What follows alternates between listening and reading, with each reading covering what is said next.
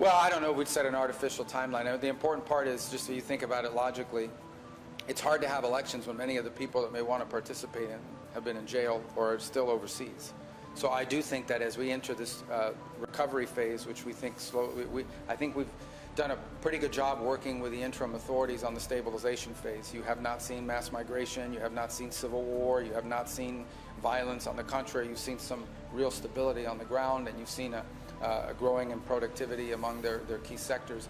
I think now you enter into this, we're increasingly entering into this phase of recovery, and part of that is a national reconciliation. So there have been very positive steps taken. Hundreds of political prisoners have been freed. The infamous prison El Egoida has been closed.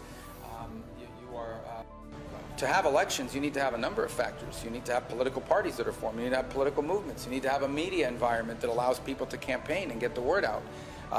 All of these things have to be in place, and you need to have candidates that can run.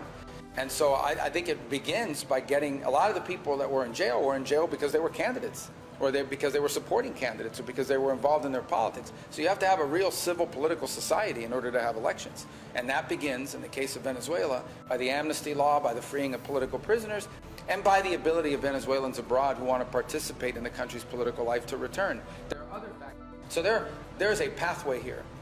We're not even 9 weeks since Maduro was captured. I think life in Venezuela today is not good enough, but it is substantially better than it was 9 weeks ago, where this could have gone in a very different direction. And frankly, a lot of the so-called experts on many of your outlets were predicting this is going to be catastrophic and the whole thing's going to fall apart and it's going to descend into chaos, and that has not happened.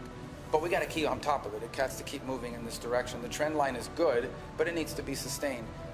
For Venezuela to achieve its potential, which means to attract the kind of investment it needs to truly rebuild its economy and achieve its potential, it will need to legitimize its government through an election.